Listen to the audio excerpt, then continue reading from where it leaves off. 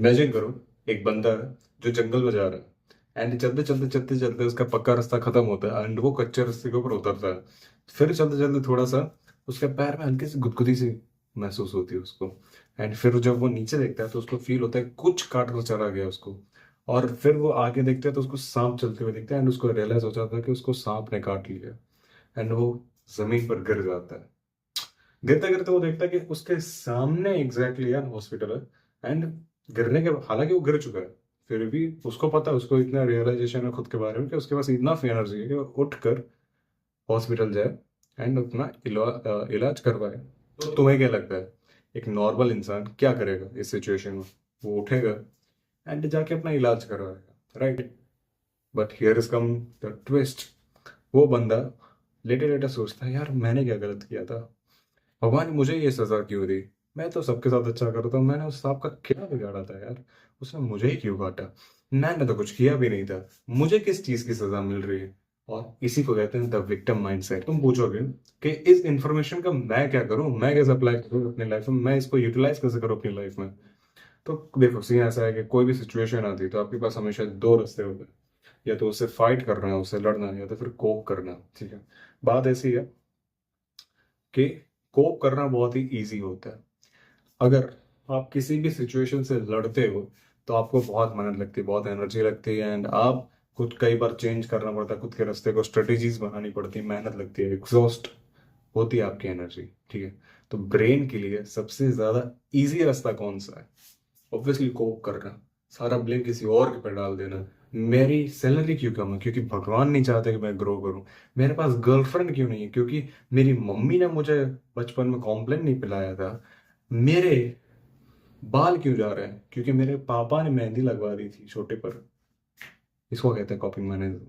अपनी रिस्पॉन्सिबिलिटी किसी और पे डाल देना, अपनी गलतियों की सजा किसी और को देना, या फिर ये भी कह लो कि रिस्पॉन्सिबिलिटी ना लेना। सिचुएशन को ठीक करने की जगह जस्ट सिचुएशन के बारे में कंप्लेन करना, it's called the victim mindset, ठीक है? कई बार क्या होता है कि हमें खुद भी नहीं पता होता कि हम विक्टिम माइंडसेट से जूझ रहे हैं। मान लो एक लड़का है, मान लो उसकी एक गर्लफ्रेंड है एंड उसका एक बेस्ट फ्रेंड है। बस उसके पूरे सर्कल में यही दो लोग हैं। मोस्टली हमारे ऐसे ही होता है, इंट्रोवर्ट लड़का होता है तो ऐसे सीन होता है। एक बेस्ट फ्रेंड होता है और उसकी गर्लफ्रेंड होती है जो उससे सबसे करीब होती है। अब उसकी गर्लफ्रेंड अगर गलती से उस पर चीट कर दिया, वो भी उसके ही बेस्ट फ्रेंड के साथ, तो सोचो उसके बाद क्या बीतेगी। उसका तो रातों रात पूरा सर्कल छीन गया ना। अब वो या तो ये सोचेगा, यार मैंने क्या गलत किया था, मैंने तो हमेशा सबका सही किया था, मैंने तो कभी किसी को कुछ बिगाड़ा ही नहीं था, मेरे साथ ऐसा क्यों हो रहा है? वो बस हो रहा है भाई। It is what it is bro. तुम उसके आगे कुछ नहीं कर सकते, ये कुदरत ऐसी ही है। इट इज रैंडम ब्रो, ठीक है? अब अब उसके पास दो रास्ते हैं। वो उम्र भर रोता रहे, गालियां बकता रहे इन दोनों को, या तो वो सीखे इस सिचुएशन के उसको कितना अटैच होना है किसके साथ, उसको कैसे डील करना है लोगों के साथ, उसको कैसे कम भरोसा करना सीखना है। एंड देखो देखो, अच्छा लोग क्या होते हैं तुम्हारे हिसाब से? अच्छे लोग क्या होते हैं? मैं तो बताता हूँ, तीन प्रकार के लोग होते हैं। पहले, जो ताकतवर होते हैं एंड उस ताकत का इस्तेमाल अच्छाई के लिए करते हैं, उसको कहते हैं अच्छे लोग। अब वो ताकत कोई भी हो सकती है। वो स्मार्टनेस हो सकती है, वो फिजिकल पावर होती है, हो सकती है वो अथॉरिटी हो सकती है, वो कोई भी पावर हो सकती है, कोई भी फॉर्म में हो सकती है, ठीक है? फिर होते हैं दूसरे लोग जिनके पास पावर होती है, फिर वो या तो सेल्फिशली यूज करते हैं या तो फिर अपने मतलब, इन शॉर्ट, या तो गंदे कोई भी गलत चीज के लिए यूज करते हैं या तो फिर अपने फायदे के लिए करते हैं। उसको कहते हैं द बैड पीपल्स, ठीक है? उसको कहते हैं द बुरे लोग। फिर थर्ड होते हैं जिनके पास पावर ही नहीं होती, यानी अगर वो किसी का बिगाड़ना भी चाहे कुछ तो बिगाड़ नहीं सकते। अगर वो किसी का कुछ अच्छा करना चाहे तो वो कुछ अच्छा नहीं कर सकते। इसको कहते हैं the common people, the NPCs. तो तुम या तुम एनपीसी हो। तुम एनपीसी हो। क्यों? मैं तुम्हें बताता हूँ। अगर तुम अच्छे होते हो वाकई में तो तुम्हें पहले से ही पता चल चुका होता कि इस पे तुम्हें ट्रस्ट नहीं करना। वो अगर लड़का इतना ही अच्छा होता तो उसको ऑलरेडी पता चल चुका होता, वो इतना इनफ स्मार्ट होता कि उसको पहले ही पता चल जाता कि मैं इसके ऊपर ट्रस्ट ना करूं, ठीक है? वो देखो, अच्छे लोग बेवकूफ नहीं होते। अच्छे लोग वो होते हैं जो स्मार्ट होते हैं, जो कैपेबल होते हैं हर एक चीज से, लेकिन उसका गलत इस्तेमाल नहीं करते सेल्फिश पर्पस के लिए। उसको कहते हैं अच्छे लोग।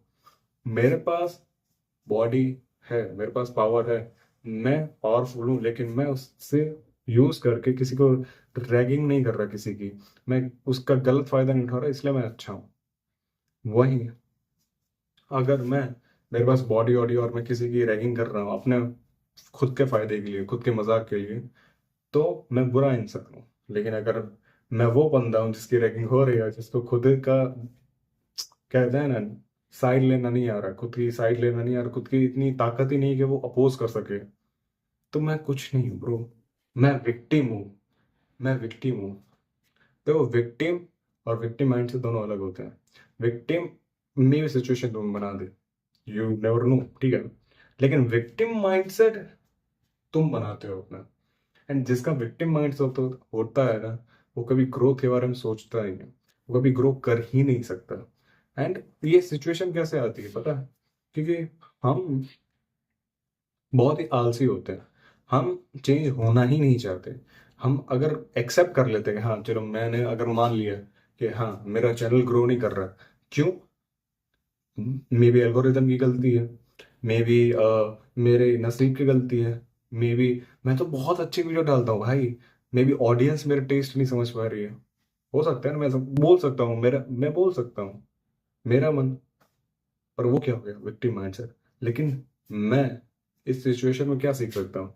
शायद यार मेरी वीडियो में कहीं कमी आ रही है, शायद यार मुझे एल्गोरिदम समझना पड़ेगा, शायद यार मेरी थंबनेल बहुत घटिया होती है, शायद यार मेरे टॉपिक्स बहुत घटिया होते हैं, अजीब होते हैं, वाहियात होते हैं। तो मुझे शायद उन पे काम करना पड़ेगा, शायद मैं कंसिस्टेंट नहीं हूँ यार इन का। समझ रहे हो? अब मेल में ग्रो करूँ ना करूँ, वो टोटली डिफरेंट सब्जेक्ट है। बट मैंने अपने आप से पावर नहीं छीनी। तुम अपने आप से पावर ही छीन लेते हो कि तुम्हारे हाथ में सिचुएशंस है, तुम सारी चीजें भगवान के ऊपर डाल देते हो। तो कैसे चलेगा? मैं पेपर में क्यों फेल हुआ? क्योंकि भगवान ने मेरा साथ नहीं दिया, टीचर ने मेरे 500 की नोट फाड़ दी। ये ऐसा नहीं होता, तुम्हें 1000 रुपये देने पड़ेंगे तब जाके तुम पास होगे ब्रो। इन शॉर्ट, तुम्हें अपने हाथों से पावर नहीं जाने देनी है, तुम्हें देखना है कि तुम क्या चीजें कंट्रोल कर सकते हो, और सिचुएशन कितना जितना भी हो सके उतना बेटर कैसे बना सकते हो। तुम्हें खुद की रिस्पॉन्सिबिलिटी, सिचुएशन की रिस्पॉन्सिबिलिटी, अपने आसपास लोगों की रिस्पॉन्सिबिलिटी लेना सीखना पड़ेगा, if you want be a true leader, if you want be a true manly masculine guy. और मैं रिस्पॉन्सिबिलिटी की बात कर रहा हूँ, ब्लेम लेने की बात नहीं कर रहा। अगेन, ब्लेम लेना एंड रिस्पॉन्सिबिलिटी लेना दोनों अलग चीज है। अगर तुम्हारे आसपास कोई भी सिचुएशन बिगड़ रही है, तो उसको ठीक करने की रिस्पॉन्सिबिलिटी तुम्हें लेना है, ना कि उसका रीजन तुम्हें अपने ऊपर डाल देना कि अरे यार वो उसको हैरेस कर रहा है, चलो मेरी गलती है। ऐसा कुछ नहीं है, ठीक है। तुम्हें रिस्पॉन्सिबिलिटी लेनी है कि तुम सिचुएशन को कैसे बेटर कर सको, और कैसे लड़की की हेल्प कर सको, उस पर्सन से, पर्टिकुलर पर्सन को पीटने में, उसकी सैंडल से। सो दिस इज इट, ठीक है। तुम्हें विक्टिम माइंडसेट से बाहर निकलना है, एंड या तुम्हें पता भी नहीं चलेगा तुम कितनी जल्दी लाइफ में आगे बढ़ रहे हो, क्योंकि तुम पावर को महसूस करोगे खुद के अंदर कि तुम कुछ भी चेंज कर सकते हो, and which is very powerful thing, क्योंकि तुम्हें मेन कैरेक्टर की तरह फील होगा। एंड तुम फिर मेन कैरेक्टर के रिएक्ट करोगे, और तुम्हारा कॉन्फिडेंस, तुम्हारी पर्सोना, तुम्हारी पर्सनालिटी उस हद तक बढ़ जाएगी कि तुम law of attraction, law of vibration, law of anything use करके खुद ना कुछ तो कर ही लोगे, इन शॉर्ट, ठीक है। और या तुम्हें स्ट्रेस, एंजाइटी, डिप्रेशन, लोनलीनेस, ये सारी चीज़ें कम होने लगेंगी। This is it for the video, thanks for watching, मिलते हैं अगली वीडियो में, बाय।